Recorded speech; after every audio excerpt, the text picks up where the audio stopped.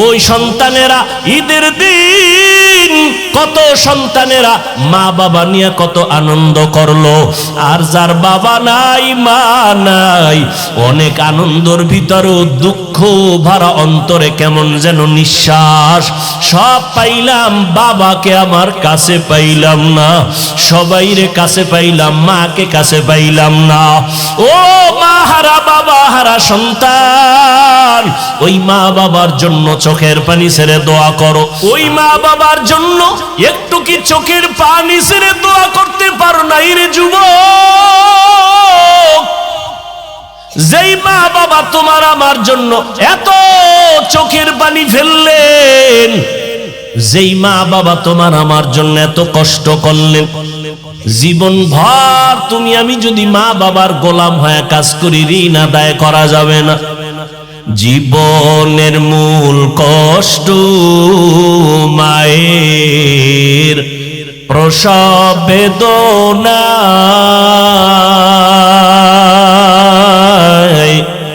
সাত আসমান সাত জমিন তখন মায়েরই মাথায়।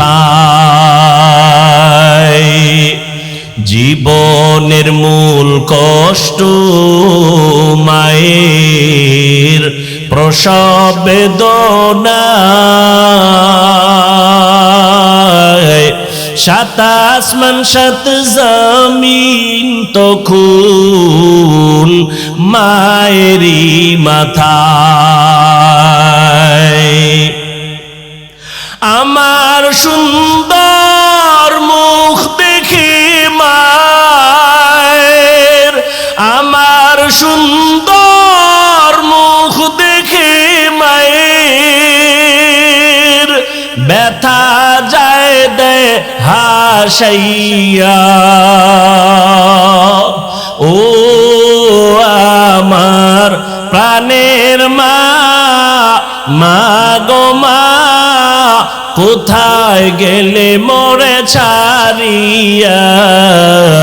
জনম দুঃখী ইয়াতীম আমি, চায় না কেহ ফিরিয়া। এরে নবীর আশিক, ওই মা জীবন ভর এত কষ্ট করেছেন, মায়ের কষ্ট কোনোদিন ঋণ আদায় করা যায় না। ওই সন্তানেরা ঈদের দিন কত সন্তানেরা মা বাবা নিয়ে কত আনন্দ করলো, আর যার বাবা নাই মা নাই অনেক আনন্দের ভিতরেও দুঃখ ভরা অন্তরে কেমন যেন নিঃশ্বাস। সব পাইলাম, বাবাকে আমার কাছে পাইলাম না, সবাইরে কাছে পাইলাম, মাকে কাছে পাইলাম না। ও মা হারা বাবা হারা সন্তান, ওই মা বাবার জন্য চোখের পানি ছেড়ে দোয়া করো।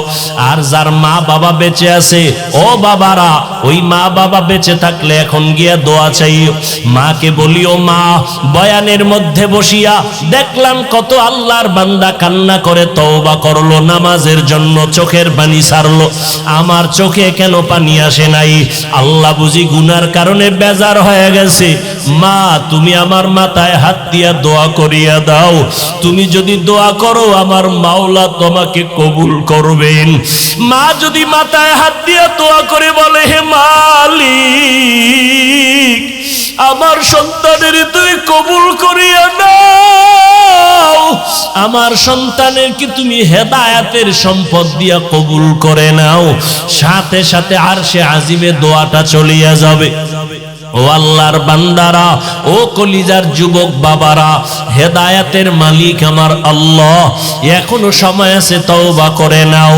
মনে মনে আল্লাহকে ডাকো আর বলো, হে আল্লাহ মরিয়া গেলে যাব, আর নামাজ ছাড়বো না, বেপরদায় চলবো না, মা বাবাকে কষ্ট দিব না, নবীর তরিকার বাহিরে চলবো না, ওলামায়ে কেরামের পরামর্শ নিয়া নবীর সুন্নাত অনুযায়ী চলবো। তওবা সবার কপালে নসিব হবে হবে না। আল্লাহ যাকে কবুল করবেন সেই তওবার দরজায় ফিরে আসতে পারবে। ও পর্দার আড়ালের আম্মা জানেরা, আপনারাও তওবা করেন, আর জীবনে নামাজ ছাড়বেন না, বেপরদায় চলবেন না। মা বাবার জন্য দোয়া করবেন, মা বাবার দোয়া নিয়ে চলবেন। যারা নাই তাদের জন্য কোরআন পড়ে দোয়া করবেন, আর স্বামীর মাল হেফাজত করবেন, স্বামীর খেদমতের জন্য নিজেকে নিয়োজিত রাখবেন, সন্তানগুলোকে আদর্শ মানুষ বানাবেন, কোরআন পড়াইয়া ডাক্তারি পড়াবেন, কোরআন পড়াইয়া ইঞ্জিনিয়ারিং পড়াবেন। আল্লাহর মোহাব্বত নিয়ে যদি পড়াইতে পারেন, দুনিয়া থেকে বিদায়ের পর এই সন্তান ডাক্তার হইয়াও আপনার জন্য দোয়া করতে ভুলবে না, এই সন্তান ইঞ্জিনিয়ার হইয়াও আপনার জন্য দোয়া করতে ভুলবে না। ও আল্লাহর বান্দিরা, ও বৃদ্ধ বাবাজিরা, ও যুবকেরা, তওবা করার মতো যদি অন্তর তৈরি হয়, মুনাফিকি দুর্বলতা যদি অন্তরে না থাকে, যাদের অন্তরে তওবার নিয়ত আছে, আর নামাজ ছাড়বো না, বেপরদায় চলবো না, মা বাবারে কষ্ট দিব না, নবীজির তরিকা মেনে উলামায়ে কেরামের পরামর্শ নিয়ে চলবো, তওবা করার মতো যদি পাক্কা নিয়ত কারো অন্তরে থাকে, দুটো হাত আমার আল্লাহকে দেখাইয়া দেই। আয় আল্লাহ, আমাদের তওবা কবুল করে নেন। আয় আল্লাহ, আমাদের জীবনের গুনাহ মাফ করে দেন। আয় আল্লাহ, আমরা যারা হাত তুলেছি কাউকে খালি ফিরাইয়া দিয়েন না। মেহেরবানি করে মরণ পর্যন্ত তওবার উপরে মজবুত হইয়া চলার তৌফিক দান করেন, আমিন। আলহামদুলিল্লাহি রাব্বিল আলামিন, ওয়াসসালাতু ওয়াসসালামু আলা সাইয়্যিদিল আমবিয়াই ওয়াল মুরসালিন ওয়া আলা আলিহি ওয়া আসহাবিহি আজমাইন। ইয়া আরহামার রাহিমিন, ইয়া আরহামার রাহিমিন, ইয়া আরহামার রাহিমিন, রব্বিরহামহুমা কামা রব্বায়ানি সগীরা। আল্লাহুম্মা ইন্নাকা আফুউন কারীম তুহিব্বুল আফওয়া ফা'ফু আন্না।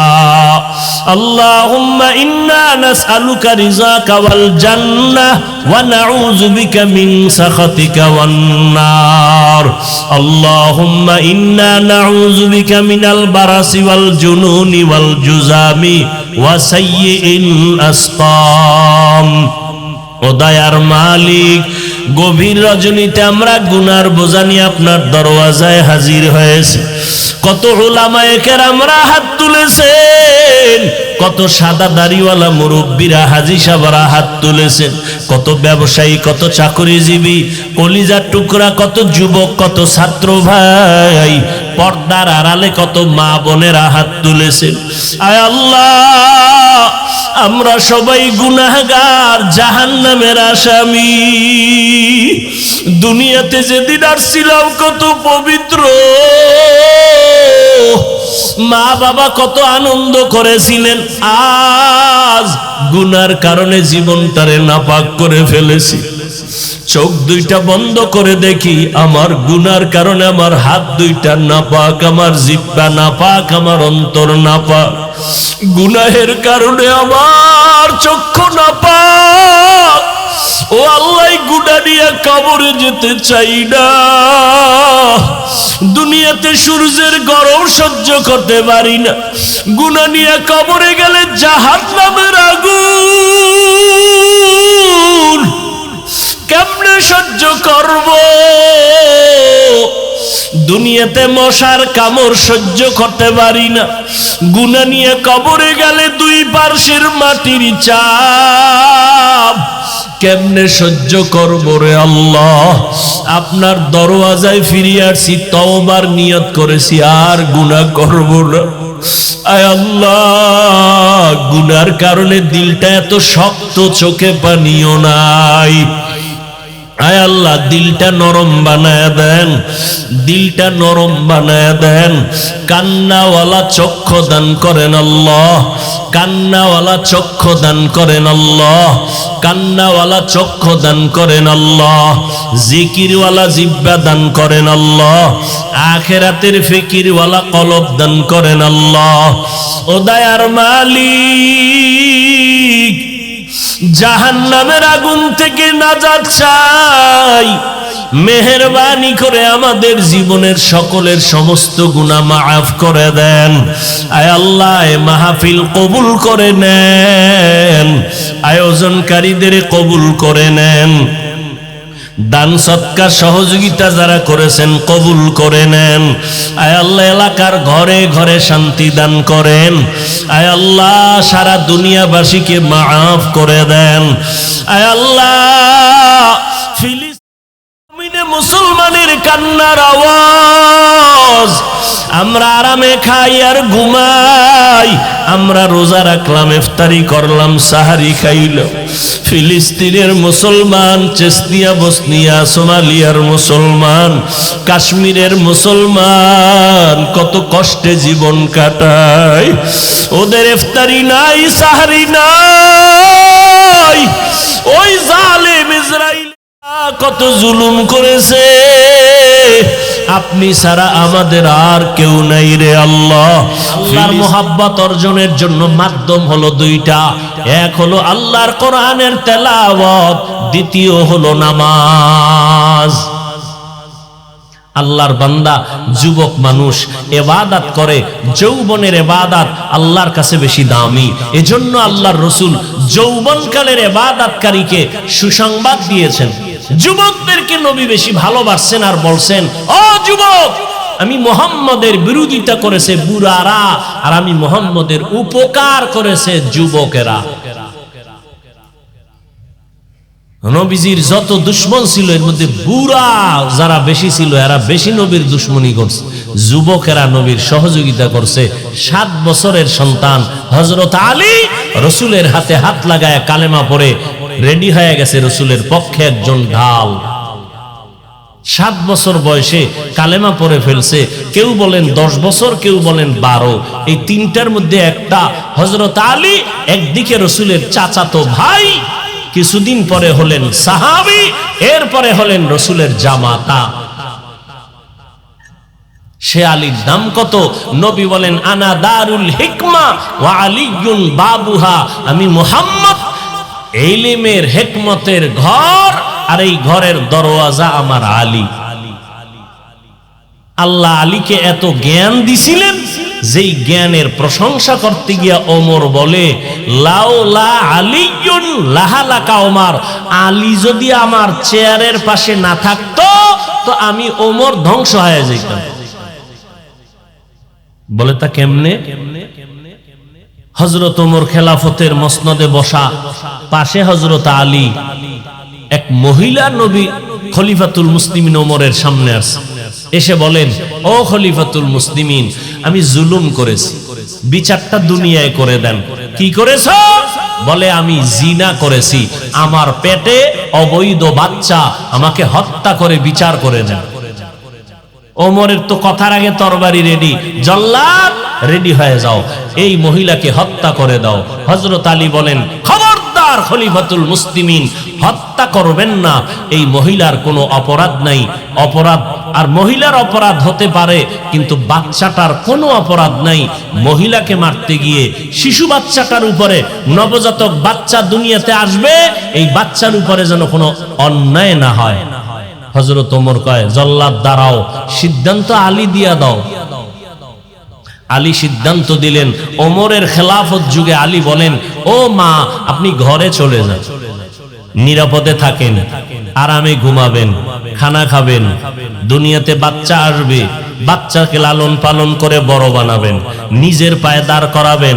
বাচ্চা যখন নিজে বুঝে শুনে চলবে, কোনো টেনশন নাই, একা একা চলতে পারবে, এই পর্যায়ে যখন যাবে তখন আপনি আদালতে আসবেন, তারপরে আপনার বিচার হবে, বাচ্চার উপরে কোনো জুলুম হবে না।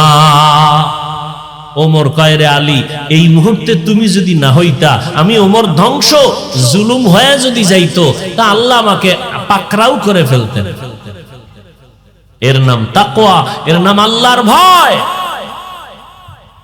আবু বকর সিদ্দিক রাদিয়াল্লাহু তাআলা আনহু নরম দিলের মানুষ, খেলাফতের দায়িত্ব পালন করেন, অর্থ মন্ত্রণালয় থেকে বেতন নিতেছেন। একদিন স্ত্রী বলে, আমার একটু মিষ্টি খাইতে মনে চায়। আবু বকর বলে, যেই টাকা বেতন পাই এই টাকা দিয়ে মিষ্টি খাওয়ানোর মতো আলাদা টাকা নাই, পারবো না, মাপ চাই। কিছুদিন পরে আল্লাহর বান্দি আবু বকর সিদ্দিক রাদিয়াল্লাহু তাআলা আনহুর স্ত্রী, কেমন স্ত্রী, ডাক দিয়ে কয়, স্বামী আমার, কিছু টাকা জমাইছি, আপনার বেতনের টাকা থেকে অল্প অল্প করে কিছু টাকা জমাইলাম, এই টাকা দিয়ে আমাকে মিষ্টি এনে দেন। স্ত্রী আল্লাহর প্রিয় বান্দি, আল্লাহর পেয়ারা বান্দি, স্বামীর মিষ্টি খাইতে তেমন মন চায় না, কিন্তু এটা একটা পরীক্ষা নিতেছেন। আবু বকর বলে, ও বিবি, তাহলে বেতন থেকে যেই টাকাটা তুমি বাড়াইলা, বাঁচায়া রাখলা মিষ্টির জন্য, তাহলে বুঝা গেল এই টাকা আমার সংসারে লাগে না। বুঝেননি? বুঝেন বুঝেন। আবু বকর বলে, তুমি আমার বেতন থেকে যেই টাকা বাঁচাইয়া রাখলাম মিষ্টির জন্য, তাহলে প্রমাণ হলো আমার বেতনের বাকি টাকায় সংসার চলে। এই টাকা, বেতনের বাড়তি টাকা যেটা বাঁচাইয়া রাখছো, এই টাকা ছাড়াও বাকি টাকায় সংসার যেহেতু চলে, এই টাকাটা বেশি, অতএব আগামী মাস থেকে এই টাকা বেতন থেকে কর্তন করে দিব, নিব না। हर के दारत खौफे हक दर दिल मदम जन्नतुल मअवा देहद उरा मकाम। এই জন্য একটা প্রবাদ আছে, সংসার ধন্য হয় রমণীর গুণে, সংসার ধ্বংস হয় নারীর কারণে। একজন আম্মা জান যদি আবেদা হয়, আমলওয়ালা হয়, নেককারিনী হয়, ওই মহিলাটা একজন স্বামী যত বড় খারাপ হোক, তাকে লাইনে আনতে 1 মাস টাইম লাগে না। স্বামী বেতন পায়, সরকারি চাকরি করে, মাসে বেতন কত বলে 22,000। 1 মাসে দেখা গেল স্বামী বেচারা 22,000-এর থেকে আরো 3,000 বেশি নিয়ে আসলো। স্ত্রী ডাক দিয়ে কয়, স্বামী, বেতন তোমার 22,000, 3,000 টাকা বাড়তি আনলা কেন? বলে, অমুক জায়গা থেকে হাদিয়া পাইছি। বুঝলাম, ঠিক আছে। এইভাবে প্রত্যেক মাসে যদি আম্মা জানেরা স্বামী বেচারার টাকার হিসাবটা নিতে থাকে, জীবনে কোনো স্বামী হারাম টাকা ঘরে নিতে পারবে না। বরং আম্মাজান যদি এমন হয়, স্বামীর টাকা আসতেছে ডান হাতে বাম হাতে চিন্তা নাই, বরং নিজে স্বামীকে সতর্ক করবে, দূরের কথা স্বামীর টাকা গোপনে গোপনে সরাইয়া গুনার কাজে বন্ধু বান্ধবীর সাথে গিয়া মার্কেটে যায় আড্ডা করে, এই রকম স্ত্রী ঘরে ঘরে আছে না নাই? আল্লাহর কসম, স্বামী যদি বাইতুল্লাহর ইমামও হয় আর স্ত্রী যদি খেয়ানতকারিনী হয়, ওই স্বামীর কোটি টাকায়ও সংসারে বরকত হবে না। আল্লাহর বান্দা যুবক বড় আবেদ, এত পরিমাণে ইবাদত করতেছেন, ইবাদত করতে করতে করতে করতে এমন একটা পর্যায়ে গেল, এলাকায় ইবাদত করতে গিয়া মসজিদে যতক্ষণ থাকে আল্লাহ আল্লাহ, যখন মসজিদের বাইরে যায় গানের আওয়াজ, নাটকের আওয়াজ, বেপরদা নারীর আড্ডা আছে না নাই? যেমন প্রগতি স্কুল মাঠে কোরআনের বাগানে বয়ান চলতেছে, আবার এই স্কুলের বাইরে দোকানপাটে বেপরদা নারী আর যুবক যুবতীর আড্ডা চলতেছে। কথা বলেন না কেন? তাহলে এটা বেহেশতের বাগান, ওইটা কির বাগান? আল্লাহর কসম, এরে পর্দার আড়ালের আম্মা জানেরা ভালো করে শুনেন, কয়দিন আর দুনিয়াতে বাঁচবেন? চোখের সামনে নারীর লাশ আর লাশ। ভালো মানুষ হঠাৎ অসুস্থ হয়ে যায়, মাথা নষ্ট হয়ে যায়, এরে আম্মা জান আপনাদের এত মর্যাদা আল্লাহ দান করেছেন। এই দুনিয়াতে আপনারা নবীদের মা, এই দুনিয়াতে আপনারা সাহাবায়ে কেরামদের মায়ের মতো মা। এরে আম্মা জানেরা, আপনাদের মাধ্যমেই তো হাফেজে কোরআন দুনিয়াতে আসছে। আপনারা আলেমদের মা, আপনারা কোরআনওয়ালাদের মা। এই দুনিয়াতে যত ভালো ভালো সন্তান আসছে সব মা আপনার কারণেই আসছে। এই দুনিয়াতে যত ভালো ভালো সন্তান, আখিরাতের লাইনে হোক আর দুনিয়ার লাইনে হোক, যত ভালো সন্তান আছে, এসপি সাহেবের ব্যবহার ভালো, এমপি সাহেবের ব্যবহার ভালো, একজন প্রফেসরের ব্যবহার অনেক সুন্দর, ওসি সাহেবের ব্যবহার ভালো, ডিসি সাহেবের ব্যবহার ভালো, চেয়ারম্যানের ব্যবহার ভালো, একজন চৌকিদার মেম্বার কমিশনারের ব্যবহার ভালো। যত ভালো ভালো সন্তান ভালো বলি, এগুলো তাদের ব্যক্তিগত বাহাদুরি না, সব হলো মায়ের অবদান। এরে আম্মা জান, আপনাদের এত দাম, এত মর্যাদা আল্লাহ দান করেছেন। এই দুনিয়াতে ভালো বাগান সাজাইতে হলে মায়ের মাধ্যমেই বাগান সাজবে। আম্মা জানের আদর্শ ভালো হবে, সন্তানের আদর্শ ভালো হবে। এর আম্মা জান, ওই যুবক সন্তানটা ইবাদত করতে করতে মনটা এমন তৈরি হয়ে গেছে, আমি মসজিদে নামাজ পড়ি, আল্লাহকে ডাকি, বাইরে বের হলে মন খারাপ, গুনাহ গুনাহ, চারদিকে গুনাহ, বেপর্দা নারীর আড্ডা, গানের আওয়াজ, নাটকের আওয়াজ। না, আমি এই লোকালয়ে থাকবো না। ইবাদতের নিয়ত করিয়া যুবক আবেদ দৌড়াইয়া চলে গেল জঙ্গলে, পাহাড়ের কিনারায়, পাহাড়ের মধ্যে একটা চূড়ায় গিয়া ইবাদতের ছোট একটা ঘর বানাইল। ইবাদত করনেওয়ালা যুবক পাহাড়িয়া জঙ্গলের চূড়ায় উঠিয়া ছোট একটা ইবাদতের ঝুপড়ি বানাইয়া ওখানে বান্দা একা একা ইবাদত করে। পাহাড়ের চূড়ায় কোনো মানুষ নাই, গানের আওয়াজ নাই, একদিকে জঙ্গল, কোলাহল মুক্ত, মানুষের কোনো আড্ডা নাই, বেপরদার নারী নাই। ওই যুবক সন্তান ওখানে বসে বসে এক নাগারে ইবাদত করে, খানার টেনশন নাই। কারণ দেখবেন যারা আল্লাহর মোহাব্বত নিয়া আল্লাহর ইবাদতে মশগুল থাকে, এদের খানার ক্ষুধা থাকে না, আল্লাহর ইবাদতে তাদের ক্ষুধা নিবারণ হয়ে যায়। আল্লাহর ইবাদতের মাধ্যমে তাদের ক্ষুধা নিবারণ হয়ে যায়। ওই যুবক পাহাড়ের চূড়ায় বসে ইবাদত করে। ঘরের মধ্যে আম্মা জান বৃদ্ধা মানুষ, মা সারা ঘরের মধ্যে কেউ নাই। ওই মা একা একা ঘরে আছেন। যুবক ছেলেটা ইবাদতের জন্য পাহাড়ের চূড়ায় চলে গেল। আম্মা জানেরা, ও ভালো করে শুনেন, কেমন মায়ের কেমন সন্তান। যুবক পাহাড়ের চূড়ায় ইবাদত করে, কিন্তু মায়ের কাছেও আসে না। বৃদ্ধা মা ঘরের মধ্যে বসে বসে ইবাদত করে, সংসারের মোটামুটি পরিচালনাও করে, কিন্তু মনের মধ্যে একটা অভাব। আমার ইবাদত করনেওয়ালা সন্তানের না দেখলে কলিজা ঠান্ডা হয় না। মা বাবা মধ্যে সন্তান লালন পালন করে, মা বাবা অবদান রাখে বেশি, মায়ের অবদান এত বেশি। সন্তানকে মা এতটা আদর দেয়, এতটা স্নেহ মমতা দেয়। মা সন্তানের নিয়ে এত কষ্ট সহ্য করে নেয়, এই কষ্টের 1000 ভাগের 1 ভাগ বাবা সহ্য করে নিতে পারে না। এই জন্য হাদিসে পাকে পয়গম্বর বাবার তুলনায় মায়ের সম্মানের কথা 3 বার বলেছি। মায়ের অধিকার আল্লাহ পাক বাড়ায় দিয়েছেন, নবীও বাড়ায় দিয়েছেন। ও নবীর আশিক, ও পর্দার আড়ালের আম্মা জানেরা, সন্তানের প্রতি মায়ের অবদান এত বেশি।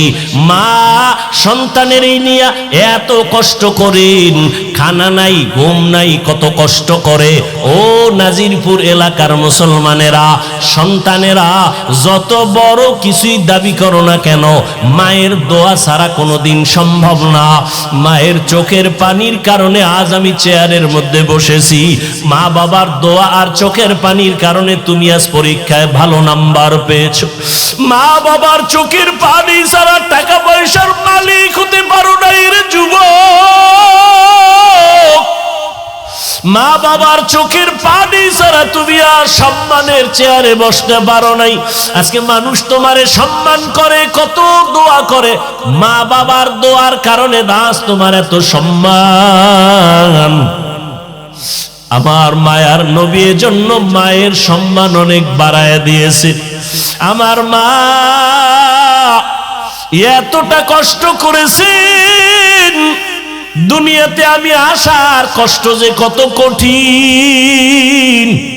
আম্মা জানের আওয়াজ ঘরের বাইরে যায় না, এলাকার কেউ আমার মায়ের গলার আওয়াজ শুনে নাই। কিন্তু আমি যেদিন দুনিয়াতে আসব, আমার আম্মা জান প্রসব বেদনায় পড়ে এতটাই চিৎকার দিয়ে কান্না করলেন, আমার আম্মা জানের কণ্ঠের আওয়াজ আমার ঘরের বাইরে কেউ শুনে নাই। কিন্তু আজ আমি দুনিয়াতে আসার ব্যথাটা এতটাই প্রচন্ড, মা অজান্তে চিৎকার দেয়, মায়ের চিৎকারের আওয়াজে পাশের বাড়ির মানুষগুলো রাতের বেলা ঘুমাইতে পারে না। এত চিৎকারের আওয়াজ আর কান্নার আওয়াজ। মা চিৎকার দিয়ে কয়, আজ আমি মনে হয় মরে যাব, আর বাঁচবো না। আমার দাদি, আমার নানি, আমার আম্মা জানের কাছে সহযোগিতার জন্য বসে আছেন। আম্মা জান এক পর্যায়ে বলে, ও আমার মা, ও শাশুড়ি, আমার থেকে চলে যাও, আমার স্বামীকে আমার কাছে এনে দাও। আমার মা আমার বাবাকে কাছে টেনে ঘর থেকে সবাইকে সরাইয়া হাতটা ধরিয়া আম্মা জান কাঁদেন আর বলেন, ও স্বামী আমার, দয়া করে আমাকে মাফ করে দাও, তোমার ঘরে আসিয়া যেইভাবে খেদমত করা দরকার পারি নাই। আমি মরিয়া যাব, 7 আসমানের মতো বোঝা আমার মাথায় চেপে আসছে। সন্তান দুনিয়াতে আসার ব্যথাটা সহ্য করতে পারি না, এতটা প্রচন্ড আঘাত আমার কণ্ঠকে আমি সংবরণ করতে পারি না। ও স্বামী, আমি মরিয়া যাব। এই প্রসব বেদনায় কত নারীরা দুনিয়া থেকে চলে গেল, তুমি আমাকে মাফ করে দাও। বাবা চোখের পানি ছেড়ে বলে, বিবি ধৈর্য ধারণ করো, আল্লাহ সাহায্য করবেন। আমিও দোয়া করতেছি। এইভাবে মা তোমাকে আমাকে নিয়ে কত কষ্ট করেছেন। আম্মা জানের এই প্রসব বেদনার কষ্ট, সন্তান জীবনটা দিয়াও যদি মায়ের গোলামি করে, মায়ের কষ্ট ঋণ আদায় হবে না। ওই সন্তান ইবাদত করে পাহাড়ের চূড়ায়, কিন্তু আম্মা জানের কলিজার মধ্যে দুরহ পেরেশানি। সন্তানের না দেখলে ভালো লাগে না। সন্তান পাহাড়ে চলে গেল ইবাদত করার জন্য, কিন্তু আমি বৃদ্ধা মা সন্তানের একটু দেখব, কলিজা ঠান্ডা করব, এই সুযোগ আমার হলো না। মা মনে মনে চিন্তা করিয়া একদিন সিদ্ধান্ত নিল, আমি যেহেতু সন্তান আমার কাছে আসবে না, আমি একা একা যাইয়া আমি সন্তানকে একটু মোহাব্বতের ডাক দিয়া মোলাকাত করে ওর চেহারাটা দেখিয়া আমার কলিজা আমি ঠান্ডা করব। বৃদ্ধা মা চিন্তা করিয়া একদিন সকাল বেলা সূর্য উদিত হলো, রোদের প্রখর তাপ। আম্মা জান সিদ্ধান্ত নিয়ে একা একা মহিলা মানুষ হেঁটে হেঁটে পাহাড়ের কিনারায় চলে গেলেন। যাইয়া এবার পাহাড়ের উপরে উঁচু জায়গা, ওই পাহাড়ের চূড়া এত উঁচু, সন্তান ওখানে ইবাদত করে। আম্মা জান হাতটা চোখের সামনে নিয়া এরপরে উপরের দিকে তাকাইয়া সন্তানের নাম ধরে ডাক দিছে, ও সন্তান একটু নিচে নেমে আসো, আমি তোমার একটু মোলাকাতের জন্য তোমার মা পাহাড়ের চূড়া থেকে তোমাকে নিচে আসতে বলতেছি, তোমার চেহারাটা দেখবো, কলিজা ঠান্ডা করার জন্য। আমি ঘর থেকে রোদের প্রচন্ড তাপ, সূর্যের গরম, তারপরেও আমি মা তোমার মোহব্বতের বিরহের বেদনা সহ্য করতে পারি নাই, একটু দেখা দাও। সন্তানের মা এভাবে ডাকতেছেন বারবার। সন্তান পাহাড়ের চূড়ায় ছোট্ট ঘরের মধ্যে ইবাদতে নামাজে দাঁড়ানো, মা যে ডাকতেছে সন্তানের কানে আওয়াজ চলে গেছে। নামাজের মধ্যে দাঁড়াইয়া সন্তান মায়ের কণ্ঠ পাইয়া চিন্তায় পড়ে গেল, এখন আমি মাওলার সামনে দাঁড়াইয়া আমি আল্লাহর সাথে কথা বলতেছি, আমি সূরা কেরাত পড়তেছি, কোরআন তেলাওয়াত করতেছি, এখন কি আমি আল্লাহর ডাকের সাড়া দিব নাকি ডাক বাদ দিয়া মায়ের ডাকে পাহাড়ের নিচে চলে যাব? এই চিন্তা করিয়া সিদ্ধান্ত নিল আমি আল্লাহর ইবাদত ছাড়বো না, মায়ের ডাকে সাড়া দিব না। আম্মাজান রৌদ্রের গরমে এতটা কষ্ট পাইয়া দীর্ঘ টাইম দাঁড়াইয়া এবার নিরুপায় হইয়া নিরাশ হইয়া আম্মাজান বাড়ির মধ্যে আবার চলে গেলেন, আর মনের মধ্যে একটু হালকা কষ্ট পাইলেন। এরে সন্তানেরা, আল্লাহর কসম করে বলি, যতই বাহাদুরি করি না কেন, মা বাবার চোখের পানি আর দোয়া ছাড়া এই জায়গায় কোনোদিন বসতে পারি নাই। ও সন্তানেরা, কত মা জীবন ভর কষ্ট করেছেন, কত বাবা অল্প টাকায় বেতন পাইয়া সংসার চালাইতেন, কত কষ্ট করে সন্তানেরে আমাদের মানুষ বানাইছেন। আব্বা জানের মাঝে মাঝে মনে চাইতো ইলিশ মাছ দিয়া খানা খাবে, কিন্তু ইলিশ মাছ কিনার মতো টাকা ছিল না। মনের দুঃখ নিয়েই আজ কবরে চলে গেলেন। আম্মা জানের মনে চাইতো আঙ্গুর বেদানা খাবে, কেনার মতো টাকা নাই, আম্মা জান খেতে পারে নাই। আজকে তুমি সন্তান ওই মা বাবাকে দাফন করে কবরে রাখিয়া তুমি আজ আরামে, কত আরামে খাও আর ঘুমাও। তোমার ফ্রিজে ফলের অভাব নাই, মাছের অভাব নাই, তোমার ফ্রিজে ভরা মাছ, তোমার ঘরের মধ্যে ফল ভরা। কিন্তু কি লাভ হবে? যেই মা বাবা ফল খাওয়ার আফসোস করলেন, মাছ খাওয়ার আশা করেছিলেন, আজকে তারা সাদা কাপনের প্যাকেট হয়ে কবরে পড়ে আছি। ওই মা বাবার জন্য একটু কি চোখের পানি ছেড়ে দোয়া করতে পারো নাই রে যুবক? যেই মা বাবা তোমার আমার জন্য এত চোখের পানি ফেললেন, যেই মা বাবা তোমার আমার জন্য এত কষ্ট করলেন, জীবন ভর তুমি আমি যদি মা বাবার গোলাম হয়ে কাজ করি, ঋণ আদায় করা যাবে না। আল্লাহর বান্দাকে মা ডাকলেন, পাহাড়ের চূড়া থেকে সন্তান নেমে আসলো না। মা মনে কষ্ট পাইয়া বাসায় চলে গেল। কয়েকদিন পরে আবার অন্তরের মধ্যে তুফান। সন্তানের না দেখলে কলিজা ঠান্ডা হয় না। মা পাগলনির মতো চোখের পানি ছেড়ে কাঁদে, চোখে ঘুম নাই। আর একটা দিন দেখি আমার সন্তানের কাছে যাই, একটু সন্তানের চেহারাটা দেখতে পারিনি। মা বৃদ্ধা মানুষ, আবার সূর্যের গরমে রওয়ানা। হাঁটতে হাঁটতে গিয়া পাহাড়ের নিচে দাঁড়াইয়া রহমতের নবী হাদিস বর্ণনা করেন। আল্লাহর নবী বলেন, ও সাহাবায়ে কেরাম, ওই মহিলাটা সন্তানের পাগল হইয়া দ্বিতীয়বার আবার রওয়ানা। পাহাড়ের নিচে যাইয়া নবী নিজের হাত মোবারক, ডান হাতটা কপালের উপরে রাইখা ইশারা দিয়া বলে, মহিলাটা এভাবে হাত রাইখা পাহাড়ের উপরে তাকাইয়া দ্বিতীয় দিন সন্তানটারে আবার ডাকলেন, বাবা সহ্য করতে পারি না, একবার একটু দেখা দাও। আমি মায়ের চোখে ঘুম নাই, আমি যতবার চেষ্টা করি ঘুমানোর, আমার চোখে ঘুম আসে না। ও সন্তান, একটা বার নিচে নাইমা আসো। সন্তানকে মা ডাকতেছেন, আজও সন্তান নামাজের ভেতরে দাঁড়ানো।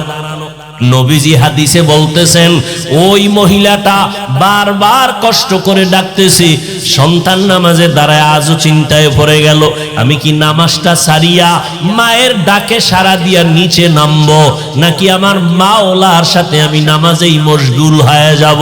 এভাবে কয়েকবার চিন্তা করিয়া আবেদ যুবক সন্তান ইবাদতের মজায় মগ্ন হইয়া নামাজটা সারে নাই।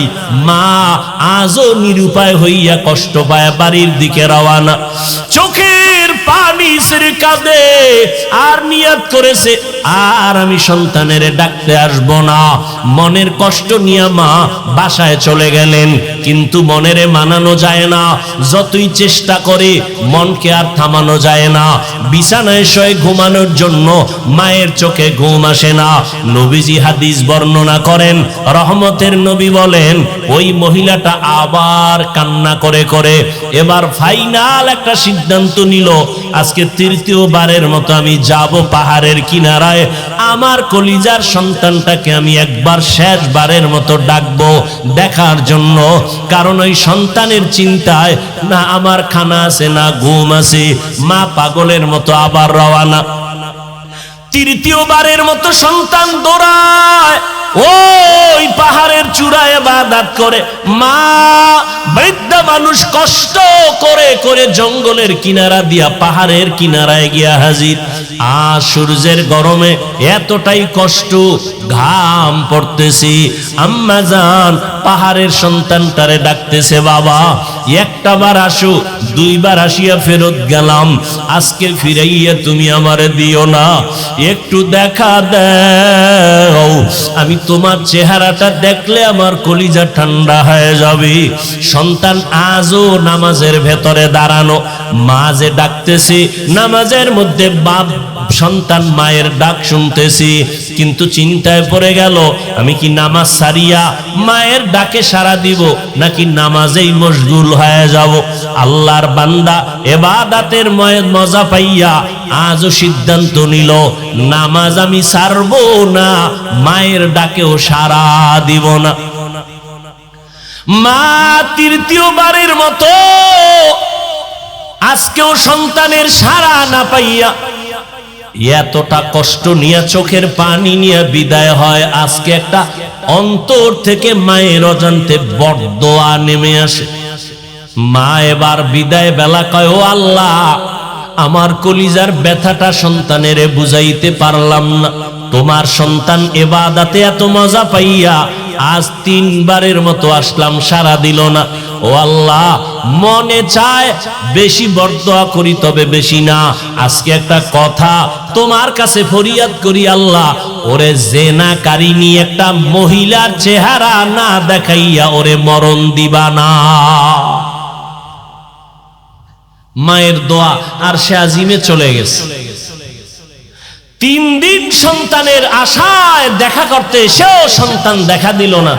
ইবাদত আল্লাহর জন্য পাগল। মা এবার বলেই ফেললেন, আল্লাহ জেনাকারিনী মহিলার চেহারা না দেখাইয়া আমার সন্তানের মরণ দিও না। আমাদের কাছে এটা মারাত্মক কোনো বরদোয়া না, কিন্তু একজন খাঁটি আল্লাহর বান্দার জন্য কঠিন একটা মুসিবত। মা যদি বলতেন যে জিনা না করাইয়া কবরে নিও না, তা তো আরো কঠিন হয়ে যাইত।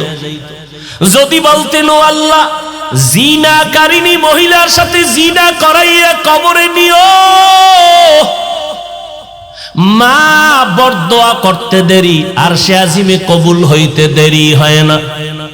কিন্তু মা এটা বলে নাই, হালকা ভাবে বলছে, আল্লাহ আমার সন্তানের জিনাকারিনী মহিলার চেহারা না দেখাইয়া কবর দিও না। কারণ আমার সন্তান জীবনে কোনোদিন বেগানার দিকে তাকায় নাই, কোনোদিন বেপরদা নারীর চেহারা দেখে নাই। একজন খাঁটি আল্লাহওয়ালার জন্য সব থেকে বড় এক মূল্যবান সম্পদ বেগানার থেকে নিজের নজরকে হেফাজতে রাখা। আমরা সাধারণ মনে করি, কিন্তু আল্লাহর কাছে এটার দাম অনেক বেশি। একজন নারী বেগানা পুরুষ থেকে নজরকে বাঁচাইয়া রাখা জীবনের বড় মূল্যবান একটা সম্পদ। একজন পুরুষ বেগানা নারীর চেহারা থেকে নিজের নজরকে বাঁচাইয়া রাখা মূল্যবান একটা সম্পদ।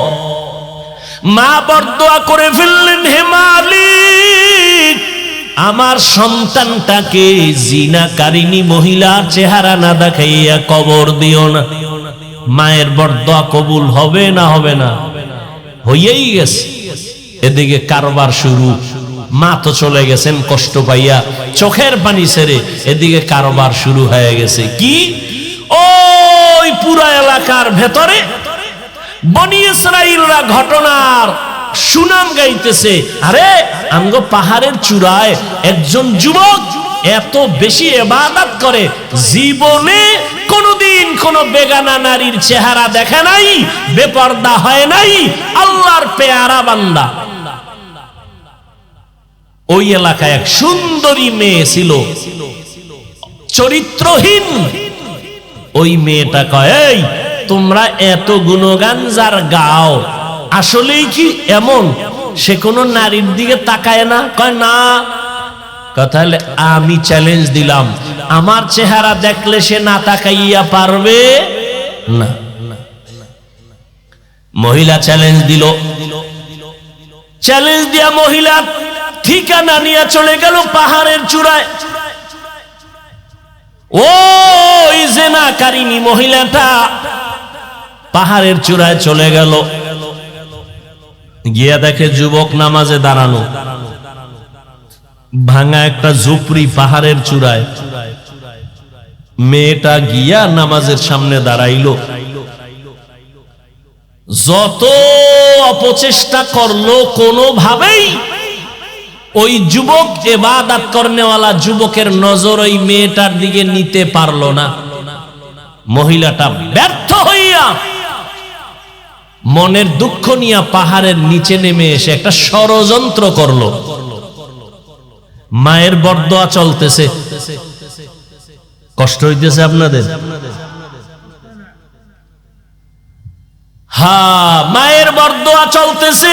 ওই মহিলা যুবক ইবাদতকারী বান্দার নজরকে কারিয়া নিতে না পারায় ষড়যন্ত্র শুরু করলো। নিচে নেমে চলে গেল। পাহাড়ের পাশে একটা চেটিয়াল ময়দান, খোলা ময়দান, বকরি চড়ায় এক রাখাল। ওই রাখালের কাছে চলে গেল, গিয়া রাখালের সাথে জিনা করলো। ওই রাখালের জিনা করার মাধ্যমে পেটে একটা সন্তান আসলো, অবৈধ সন্তান। এই সন্তানটা দুনিয়াতে যখন ভূমিষ্ঠ হয়ে গেল, এই নারীটা এত বড় খারাপ একটা নারী, দুনিয়ার পুরুষগুলোকে ধ্বংস করার জন্য যত লাইনে ষড়যন্ত্র আছে, এর মধ্যে বড় একটা ষড়যন্ত্র বেপরদা নারী। এই নারীটা জিনা করছে কার সাথে বলেন? সন্তান দুনিয়াতে আসছে, এখন সন্তানের কোলে নিয়া এলাকায় ঘুরে আর এই প্রশংসাকারীরা, তোমরা যে ইবাদত গুজার বান্দার এত সুনাম গাইলা, তোমার ওই ইবাদত গুজার বান্দা আমার সাথে জিনা করছে, ওই জিনার কারণে এই যে সন্তান। কঠিন এক ষড়যন্ত্র না? জিনা করেছে রাখালের সাথে, কিন্তু মহিলা এলাকায় ঘুরে ঘুরে বলতেছে এই জিনা করেছে তোমাদের ইবাদত করনেওয়ালা। এই কথা শুই না যখন এলাকাবাসীর মনে একটা দুঃখ, যারে এত মোহাব্বত করি ভালো জানি তার হালাত এমন কেন? এরা লাঠি সোটা নিয়া পাহাড়ের চূড়ায় গেল। চূড়ায় যাইয়া ওই ইবাদত করনেওয়ালা যুবকের খানকা ঘর ভেঙ্গে দিল। এরপরে এক পর্যায়ে তার গায়ের মধ্যে হাত দেওয়ার যখন সামনে আগাইল, যুবক চোখের পানি ছেড়ে বলে, তোমরা এমন কেন করো? বলে, আমরা শুনলাম তুমি নাকি এই এলাকার এক মহিলা, তার সাথে জিনা করেছো। বলে, আল্লাহর কসম আমি কখনো জিনা করি নাই। বলে, ওই মহিলার পেটের বাচ্চা কোলে আসছে। মহিলা বলতেছে ওই বাচ্চা নাকি তোমার জেনার বাচ্চা। এবার বলে, আল্লাহর বান্দা বলে, মহিলাকে বাচ্চা সহ আমার কাছে হাজির করো। মহিলা যদি বলতে পারে যত বিচার হবে আমি বিচার মেনে নিব।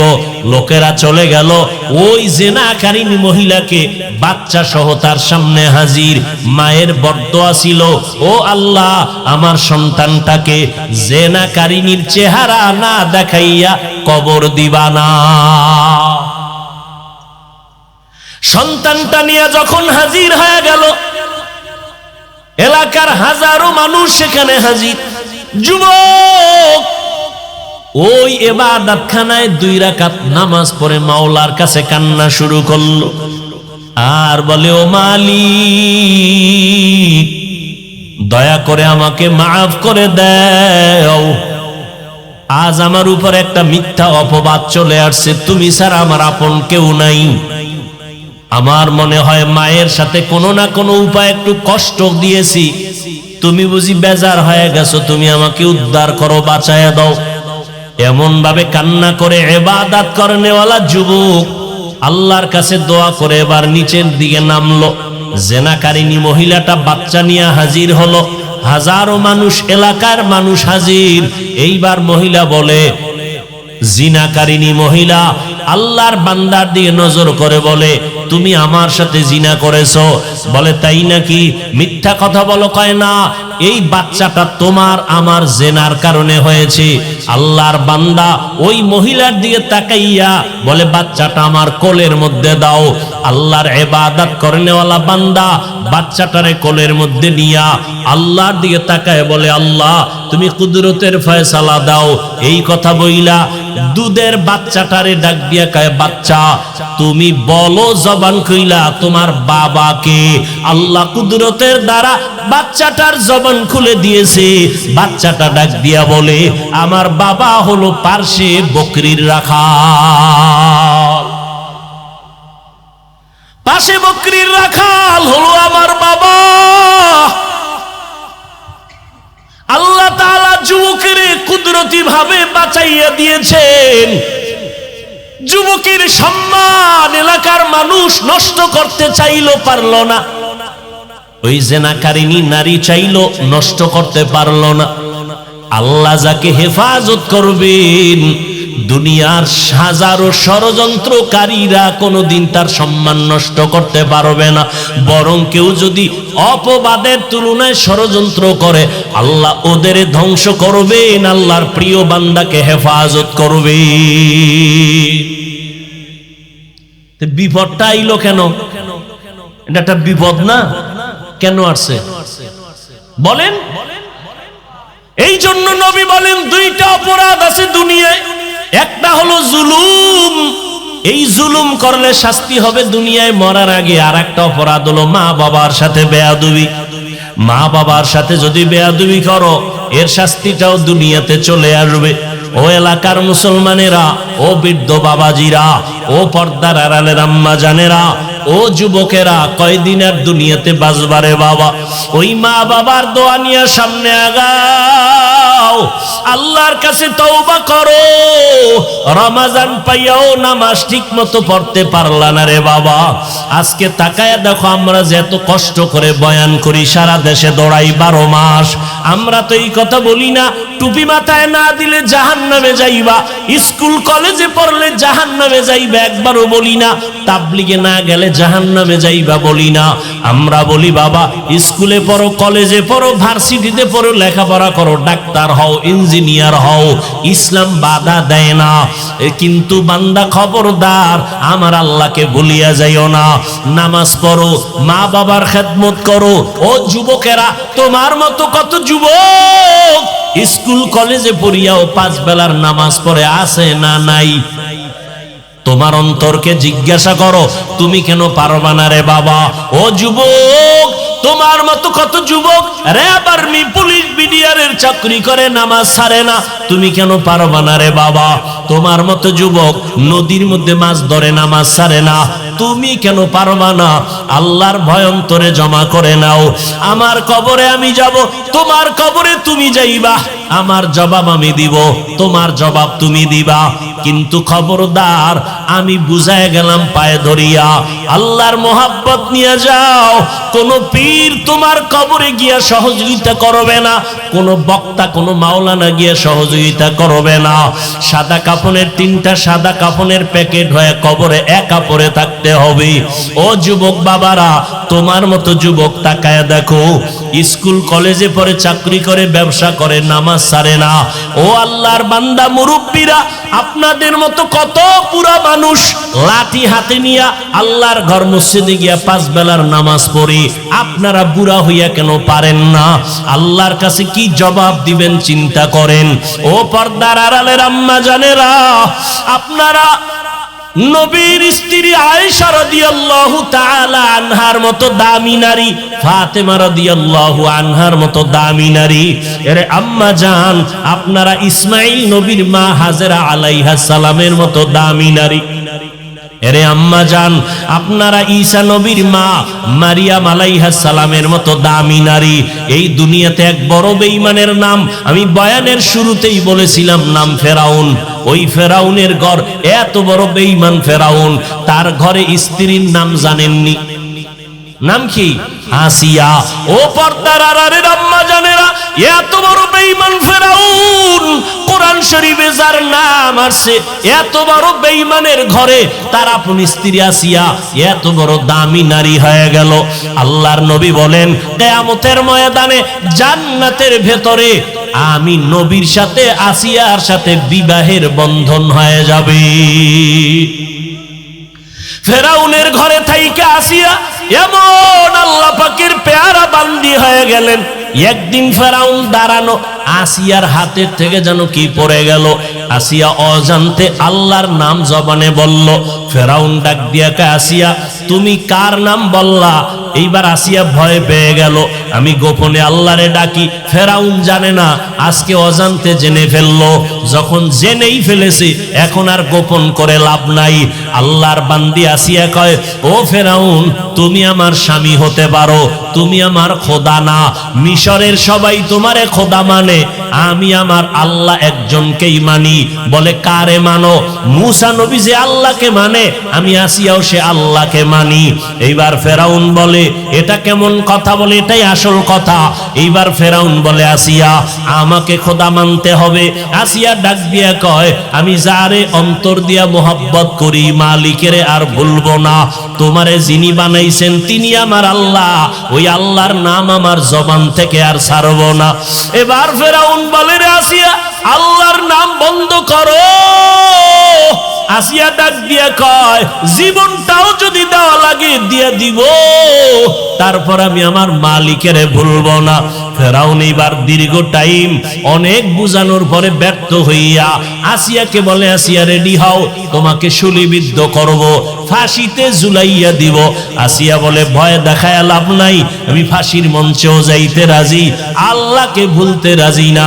আসিয়াকে যখন এই সুসংবাদ দিয়া কঠিন ভাবে এলান করলো, হাজারো লাখো মানুষ মিশরের জমিনে হাজির হয়ে গেল।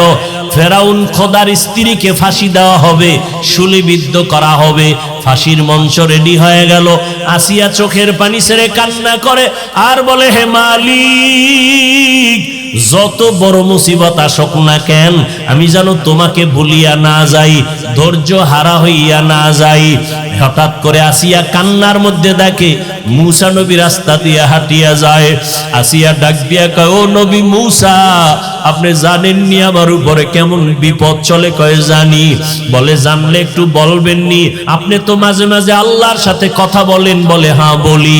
বলে, আমার এখন ফাঁসির মঞ্চ রেডি, আপনি একটু আমাকে সংবাদ দেন, আমার আল্লাহ এই মুহূর্তে আমার উপরে রাজি নাকি বেজার?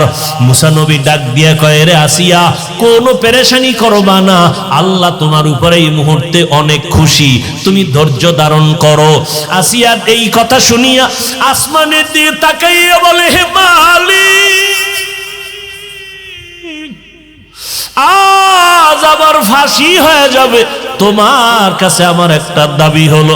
ক্বালাত রব্বি বিনিলি ইনদাকা ইনদা বাইতিকাল মুহাররম। ও আল্লাহ, ইনদাকা বাইতান ফিল জান্নাহ। ও দয়ার মালিক, আমি আসিয়াকে এত বড় খোদা ফেরাউন দাবিদার, তার ঘরে থাইকে একটা আরামের বিছানা পাই নাই, আমার এত সুন্দর রাজকীয় খানা দানা, তার বড় খানা পাই নাই। এই ফেরাউন তোমারে আল্লাহ বলিয়া ডাকার কারণে কত কষ্ট দিল, খানা দিল না, ঘুমের বিছানা দিল না, আজ আমাকে ফাঁসি পর্যন্ত দিবে, আমার শুলিবিদ্ধ করবে। ও আল্লাহ, আমি দুনিয়াতে একজন খোদার ঘরে থাইকেও শান্তি পাই নাই, ভালো বিছানা পাই নাই, আজ আমি তোমার কাছে আবদার করি, ও আল্লাহ, তোমার পাশে একটা জান্নাতে আমার ঘর বানাইয়া দাও। আল্লাহর বান্দি আসিয়া এই কথা বলে চিৎকার দিয়া কান্না করেন। আপনারা আসিয়ার মতো দামি এক নারী, ও যুবক, আল্লাহর কাছে চোখের পানি ছেড়ে দোয়া করো।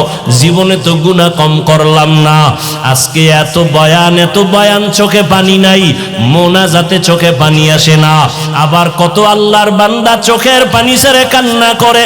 এই ময়দানে এমন আল্লাহর বান্দা আছেন অনেকের মা নাই, অনেকের বাবাও দুনিয়াতে নাই। ও যুবক বাবারা, ওই মা বাবার দোয়া কত যে জীবনের বড় সম্পদ। মা বাবার দোয়া নিয়ে সামনে আগাও। ও পর্দার আড়ালের আম্মা জানেরা, সন্তানকে কলিজা দিয়া দোয়া করবেন, সন্তানটাকে আদর্শ ডাক্তার বানায় যাবেন, সন্তানটাকে আদর্শ ইঞ্জিনিয়ার বানায় যাবেন। আপনার আদর্শ দিয়া সন্তান আদর্শওয়ালা হবে, আপনার আদবের আদর্শ দিয়া সন্তান আদবওয়ালা হবে, আপনার ব্যবহার দিয়া সন্তান ভালো ব্যবহার বলা হয়ে যাবে। ও যুবকেরা, যাদের মা নাই, যাদের বাবা নাই, কবরের কিনারায় যাইয়া চোখের পানি ছেড়ে দোয়া করিও। ওই মা বাবার জীবনের গুনার জন্য আল্লাহর কাছে চোখের পানি ছেড়ে দোয়া করো। আল্লাহর কাছে দোয়াটা করতে দেরি, কবুল হতে দেরি।